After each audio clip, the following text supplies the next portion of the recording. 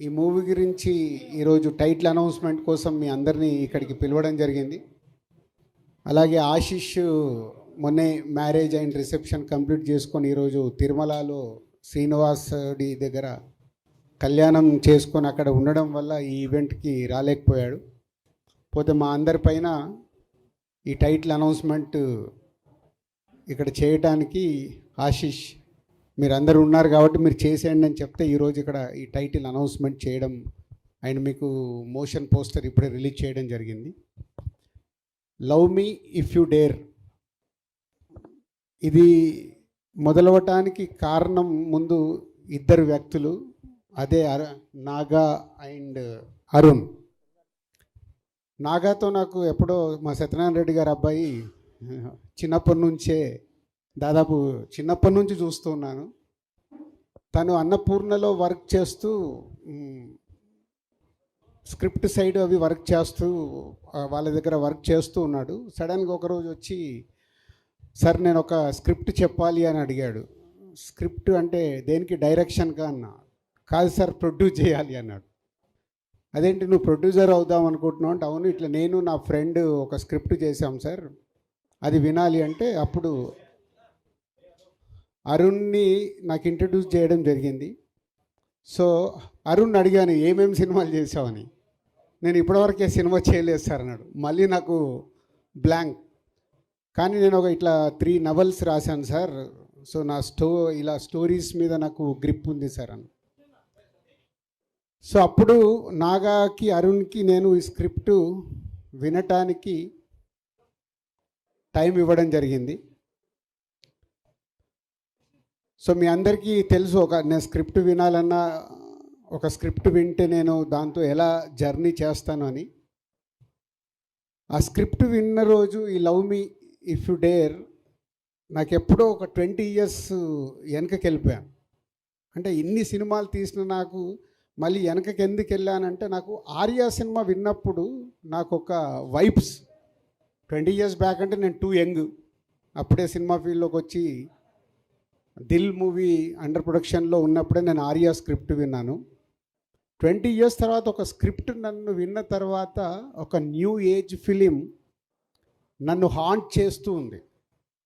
So వాళ్ళిద్దరికి అదే చెప్పాను, అంటే కొత్త వాళ్ళు బాగా రాశారు, ఎలా అనుకుంటున్నారు ఏంటి అంటే, మాకు బాబు సైలెన్స్ అమ్మా, సైలెన్స్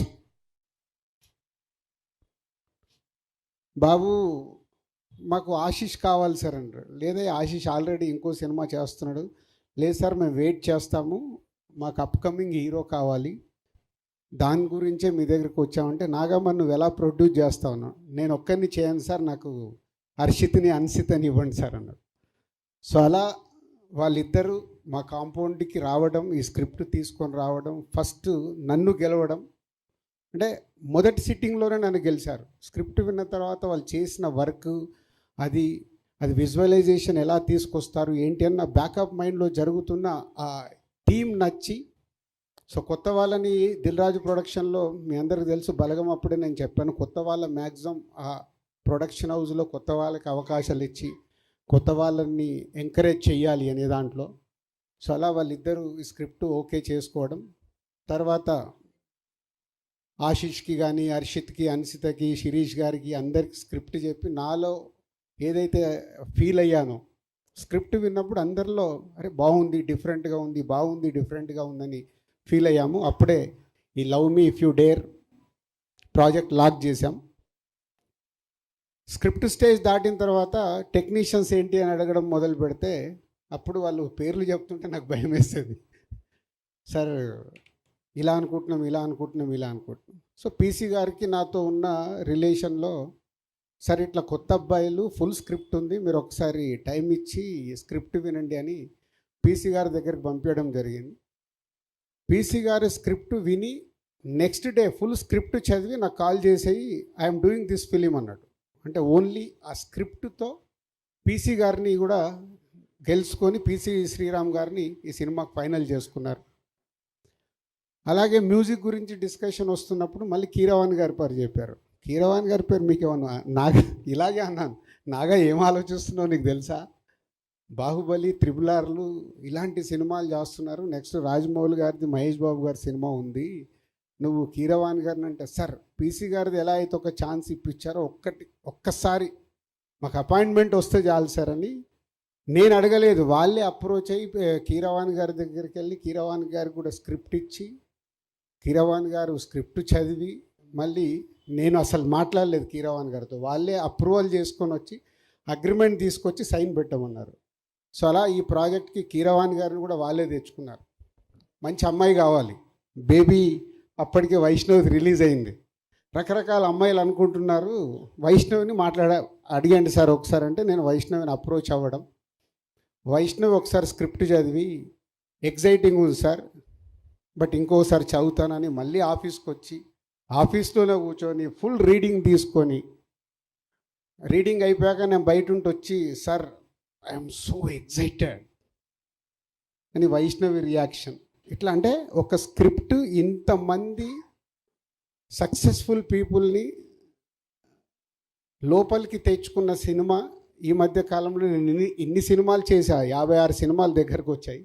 ఒక సినిమా ఇంతమందిని ఎగ్జైట్ చేసిందంటే వాళ్ళు ఎంత హోంవర్క్ చేసి ఉంటారు అరుణ్ అండ్ నాగా అనేది నాకు తెలుసు. రేపు సినిమా చూశాక ప్రేక్షకుల దగ్గర నుంచి కానీ, మీ దగ్గర మీడియా మిత్రుల దగ్గర నుంచి కానీ డెఫినెట్గా ఇట్స్ అ గ్రేట్ అప్రిషియేషన్తో పాటు ఒక వావ్ ఫ్యాక్టర్ జరగబోతుందని నాకు అనిపిస్తుంది.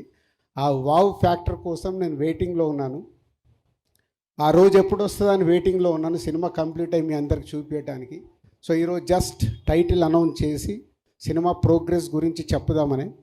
సో ఈరోజు ఫిబ్రవరి 27, కరెక్ట్ 2 months, ఇక నుంచి 60 రోజులు, April 27 cinema release.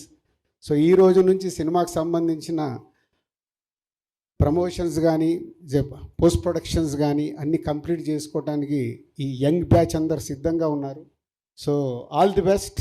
Naga and Arun Balagam తర్వాత అన్షితకు వేరే సినిమా రెడీ కావాల్సింది, అది డిలే. ఈ సినిమా వాళ్ళకి సెకండ్ ఫిలింగా అవ్వడం, అలాగే ఆశీష్కి కూడా వేరే సినిమా రెడీ కావాల్సింది, ఈ సినిమా రెడీ అవ్వడం, ఏదో అన్ని కోఇన్సిడెంట్గా నాకు ఆర్యాకు ఏదైతే జరిగిందో ఈ సినిమాకు మీ అందరికీ అలా జరగబోతుందని నాకు వైబ్స్ అనిపిస్తున్నాయి.